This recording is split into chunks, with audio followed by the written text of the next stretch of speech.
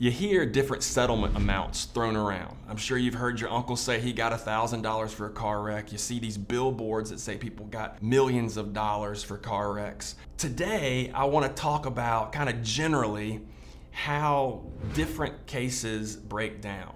I'm going to talk about maybe what the characteristics of a $10,000 settlement, the characteristics of a $100,000 settlement, and what the characteristics are of a $1 million settlement. Now just remember, every case needs to be evaluated on its own facts.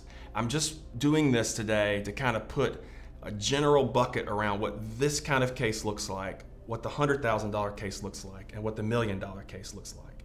These are just examples. Let's talk about the $10,000 case. The $10,000 case is typically kind of your run-of-the-mill situation. You're sitting at the stoplight, a guy behind you runs into the back of you, you feel a little hurt in your neck, you take the ambulance to the ER evaluates you, you go home, and maybe you miss 1 or 2 days of work.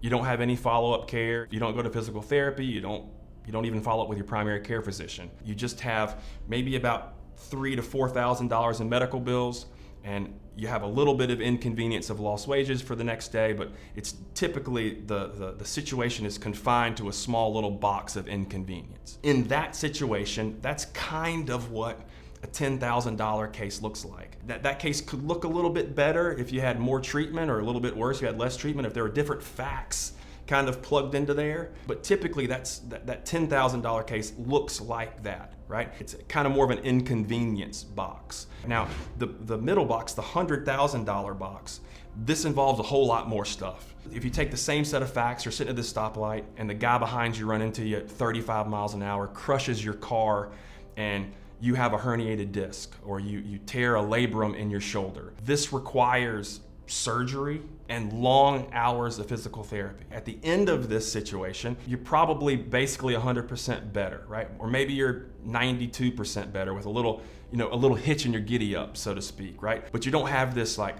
permanent impairment, permanent crazy thing to deal with. You just had a 6-month injury, 8-month injury, year-long injury that resolves, and you're back to basically normal. That's kind of what a $100,000 case looks like. And I know people are going to say, well, that's worth more money. Remember, this is just generally speaking, right? This is just generally speaking. That is the case that usually will fall into the realm of the $100,000 case, right?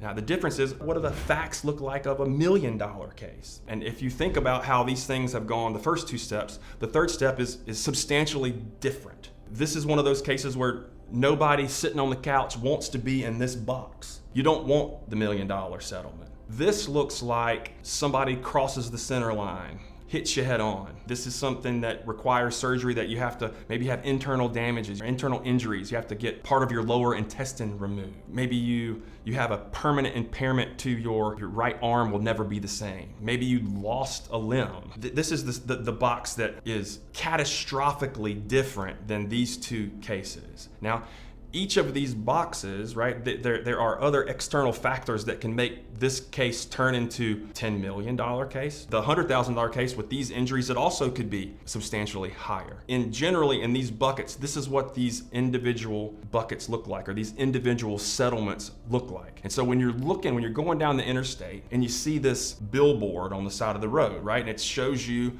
this sophisticated looking man who says, I got $2.1 million for a child, or I got $3 million for a car crash. Know that those cases don't fall in this bucket. Those facts don't fall in these 2 buckets. Those facts fall in this bucket. This is a bucket you don't want to be in. You don't want your child, you don't want your family, you don't want your friends to be in this bucket. So remember that when you're seeing those signs.